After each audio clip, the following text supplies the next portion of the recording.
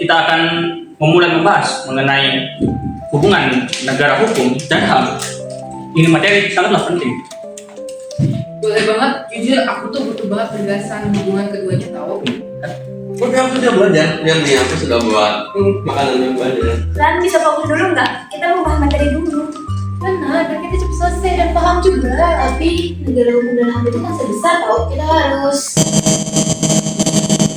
Oh bener kayak dalam laporan episode terakhir sih.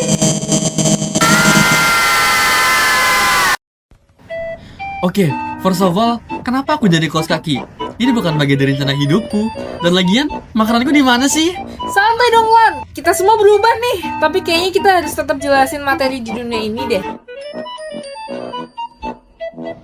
Benar, kalian telah masuk ke dunia soap opera.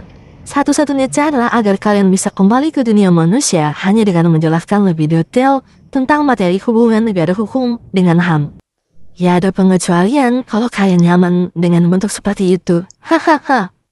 Oke, pertama-tama bentuk kita memang berubah, tapi isi kepala dan pemikiran kita semoga tetap stabil.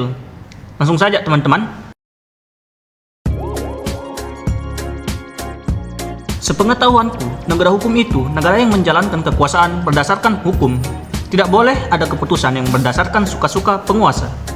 Dan semua orang punya kedudukan yang sama di depan hukum, tanpa pengecualian. Termasuk orang yang bilang, aduh maaf telat, lagi macet. Padahal dia bangun kesiangan, jadi tetap aja kena konsekuensi. HAM adalah hak dasar manusia yang melekat sejak lahir. Hak hidup, hak aman, hak berpendapat, hak pendidikan, itu semua hak fundamental.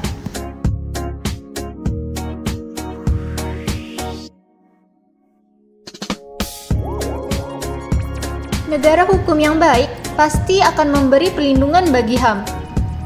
Dan jikalau negara mengabaikan HAM, maka prinsip negara hukumnya tidak berjalan dengan benar. Bayangkan negara hukum sebagai rumah. Dinding itu hukum, penghuni itu rakyat dengan HAM-nya. Jadi kalau dirinya itu kuat, penghuninya juga aman. Kalau dirinya retak, ya siap-siap bocor deh pelanggaran HAM.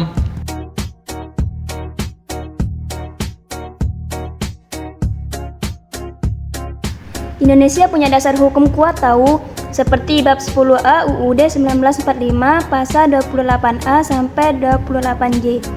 Isinya menjamin hak hidup, hak keluarga, hak beragama, hak pendidikan, hak rasa aman, dan hak kesejahteraan. Semua itu sifatnya mengikat, negara wajib melindungi. Kalau negara melanggar HAM, itu bukan cuma persoalan etika, tapi pelanggaran konstitusi.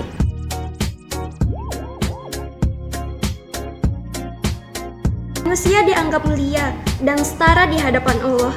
Tidak boleh menindas atau merendahkan orang lain. Ada ayat dalam Al-Maidah ayat 32 yang menegaskan bahwa membunuh satu jiwa tanpa alasan benar sama seperti membunuh seluruh umat manusia. Ini bukti bahwa prinsip HAM modern sejalan dengan ajaran Islam sejak dulu.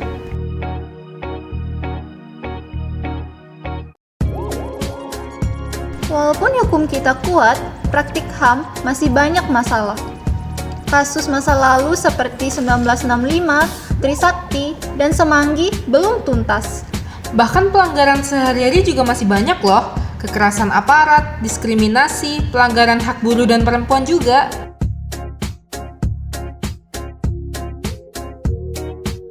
Masalah utamanya bukan kurangnya hukum, tetapi lemahnya penegakan hukum.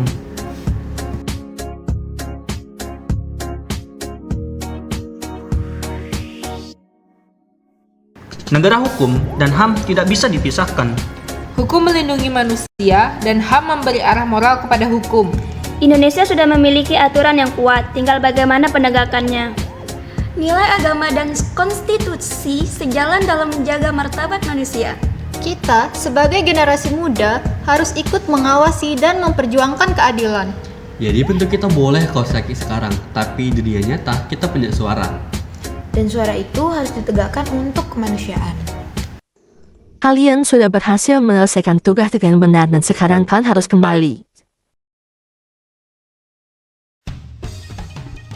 Yes, aku kembali jadi manusia. Aku udah siap meninggalkan masa lalu pakai kaos kaki ini. Sudah, yang penting kita sudah menyelesaikan tugas dan paham apa materi yang sudah kita cari. dan penjelasannya juga tetap akurat. Bye.